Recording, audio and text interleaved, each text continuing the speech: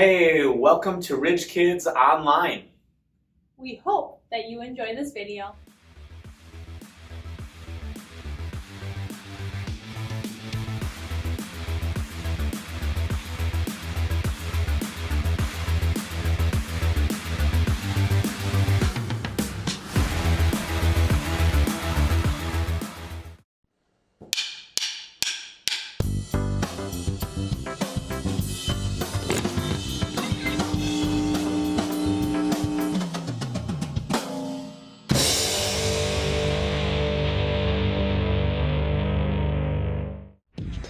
When have you chosen to hide something? Maybe mom asks if you brushed your teeth and you say, well, yeah, even though you just ran water over your toothbrush. Or maybe you don't think you can ever understand math, but instead of asking for help, you sneak a peek at your friend's test paper to double check your answers. Or maybe you're kind to your little sister when your friends are watching, but you snap at her when they leave. You're so annoying. Just go away. Truth is, we all mess up.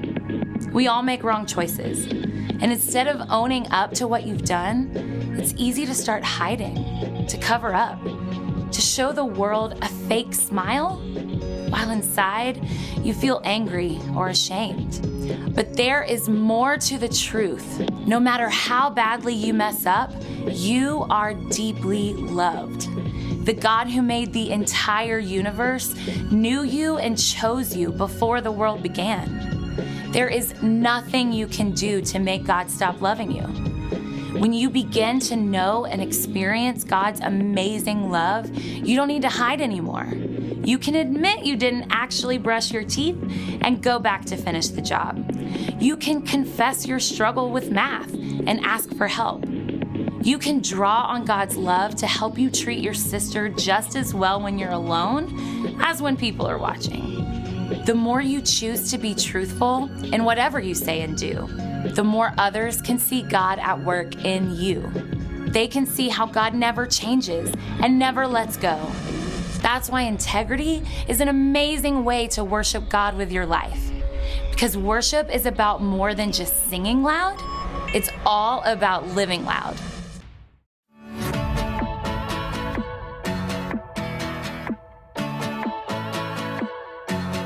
Why would I worry?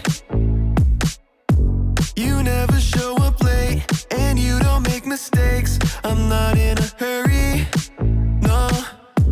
I'm walking at your pace, 'cause you showed a better way. In the night, I won't be afraid. You're by my side, so I know I'm okay. So I will sing at the top of my lungs, the loudest praise, and it goes like, hey, you never change. Your love is strong and it won't fade away. And oh, you never let go. Every day I will sing your praise. I will sing your praise. Praise, praise. I will sing your praise. Praise. You're my maker. Yeah, you are. You call me by my name since before the earth was made. The whole world's creator. Yeah. You put the stars in space and the smile on my face. In the night, I won't be afraid. You're by my side, so I know I'm okay. So I will sing at the top of my lungs, the loudest praise, and it goes like, hey, you never change. Your love is strong and it won't fade away. And oh, you never let go. Every day I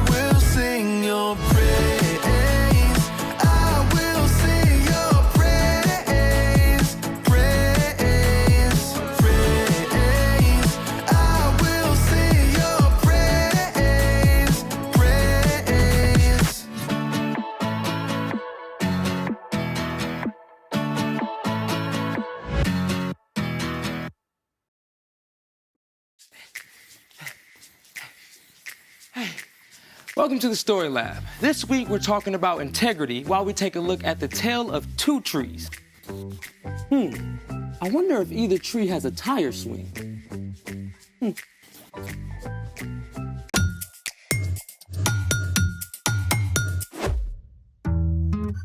Hey, I'm Carter. And I'm Zeke. We're talking about integrity, which is choosing to be truthful in whatever you say and do.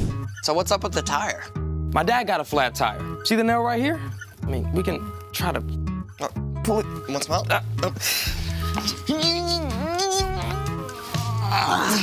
It's like Excalibur. That's not coming out. What's it doing in here? I figured we can use it for something. Tire swing. Dog bed. Workout equipment. Come on, you can do it. I don't think I can do it. You got it. Getting ripped. Our guest today knows his way around a tire. In fact, he's an expert on cars. Seriously? So cool. Yeah, his name is Mike, and he's a mechanic who lives in Ontario. Well, when do we get to meet him? Right now. Hi, Mike. We are so excited to have you on the show with us today. Hey guys, pleasure to be here. So we're gonna ask you a couple of questions today, Mike.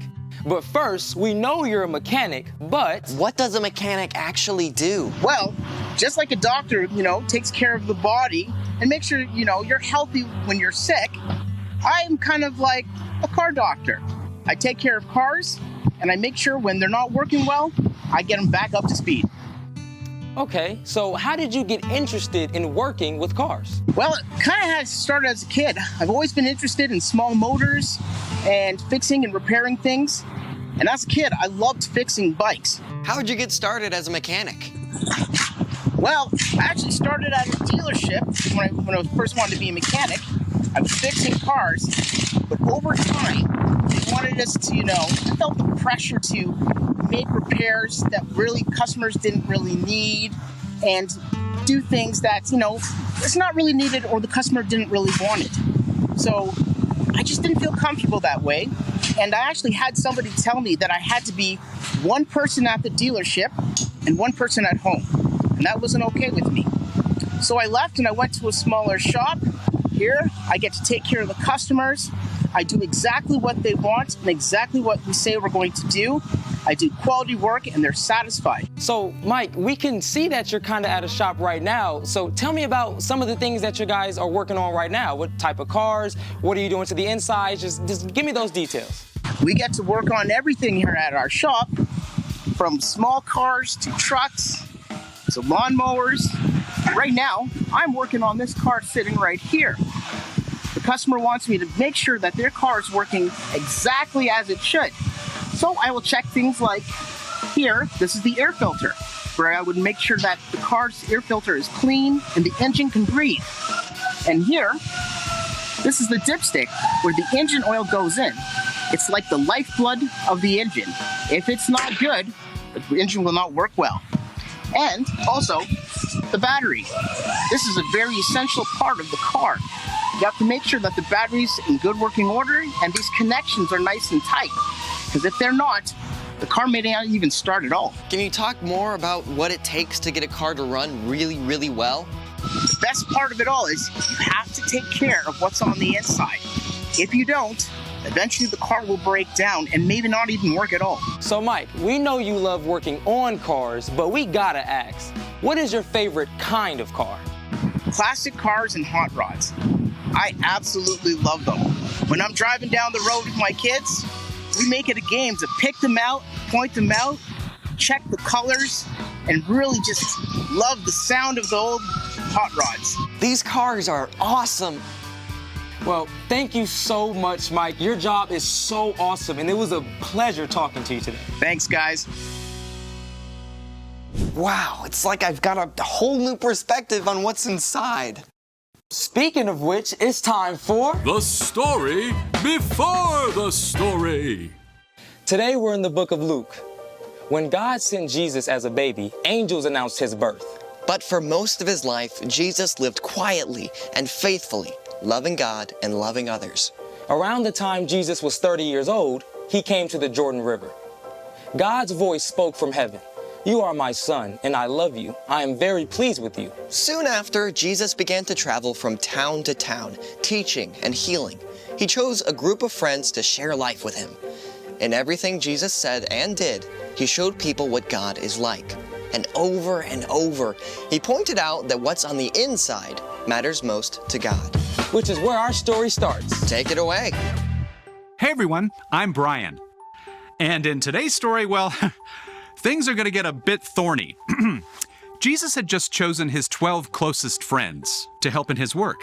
And when he came down from the mountain with them, a big crowd gathered. People had come from all over to hear him and be healed. Jesus did make many people well, but he knew that even more than their bodies, it was the people's hearts that needed help. So Jesus began to teach them many things. A good tree doesn't bear bad fruit, and a bad tree doesn't bear good fruit. Well, that makes sense, right? I mean, if you go up to a nice, healthy apple tree and pick one. But if you find a tree that looks twisted and stunted and pick some fruit, you're not going to want to bite of that. Jesus continued with the word pictures. You can tell each tree by the kind of fruit it bears. People do not pick figs from thorns, and they don't pick grapes from bushes. In the time of Jesus, figs and grapes were a super important part of what people ate. Figs represented peace and prosperity, and grapes stood for joy and celebration. Finding a good grapevine or fig tree was a big deal. But when Jesus and his friends walked the dusty roads, they would have seen other plants too, including thorny, bushy hedgerows and fig trees choked out by brambles. I mean, are you gonna find grapes or figs on one of these? No, I think not. It quickly became clear to the crowd, though, that Jesus was talking about more than just trees and vines. A good man says good things. These come from the good that is stored up in his heart. An evil man says evil things. These come from the evil that is stored up in his heart. A person's mouth says everything that is in their heart. Mic drop. A healthy apple tree produces great fruit, and an unhealthy tree grows bad fruit. They do it without even trying. And we are just the same. If we are in a healthy place, connected to Jesus, good things will come out of us. Our words and actions will reflect Jesus and be encouraging and helpful to others. But when we try to make it on our own, we get more and more stressed out and grumpy. Like an unhealthy tree grows rotten fruit, our words and actions are more likely to spew out and hurt the people around us. Who you are and how you're doing inside will always come out. You might be able to cover up and pretend everything's great for a while, but eventually, the pressure of trying to keep it together will just be too much. You'll end up saying and doing hurtful things, even if you don't mean to. So clearly, we want to be this and not that. Here's the good news. You get to choose which kind of tree you want to be. The night before he was arrested and gave up his life, Jesus told his friends, I am the vine. You are the branches. If you remain joined to me and I to you, you will bear a lot of fruit. You can't do anything without me. Boom, there it is. That's the key. Like a branch has to be connected to the vine or tree trunk to survive, we were designed for connection to Jesus. And when we're regularly learning more about Jesus and talking with him, things start to change inside. Over time, we become like good branches growing trees, growing good fruit. Now, being a good tree does not mean that you'll never say or do something hurtful, but it does mean that most of the time, your words and actions will be loving. And when you mess up, you can take it right to Jesus and ask for help. After all, you and every single person you meet are made in God's image. And when you follow Jesus, you can be confident that you will become a good tree, growing good fruit. The end. Okay, so if I were a tree, what would I grow? Maybe walnuts? Walnuts? Not a fruit. Yeah, but you're a little nutty. And you're a lot cheesy. The story, guys? Right. Well, whatever kind, I want to be a good tree. So what's our part in the story? Well, it starts with a choice. You don't live with integrity by accident. The journey begins by choosing to follow Jesus and then to stay connected to him. And there are lots of ways to do that. Oh, for sure. For one of the best ways is to read or listen to scripture about the things Jesus did and said. Love your enemies. Don't worry about tomorrow. Let your light shine before others. My grace is all you need. My power is strongest when you are weak. Yeah, and that's just a start. You can also spend time talking with Jesus in prayer, just like you'd talk with a friend. Yeah, and that means listening too. When you take time to be still, Jesus might give you a word or a feeling, or just a sense that he's there. Even when you get distracted or mess up, that's still a great opportunity to reconnect with Jesus.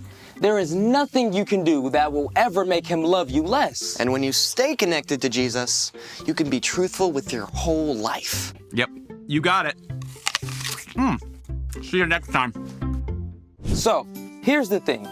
Be truthful with your whole life. And stay connected to Jesus. Kind of like how Mike showed us with making sure your car battery is properly connected. So, have you decided what to do with this tire? I'm going to use it as a planter. And grow some good fruit. Or veggies. Thanks for joining us in the Story Lab. See you next time. Wait, come back! Runaway tire!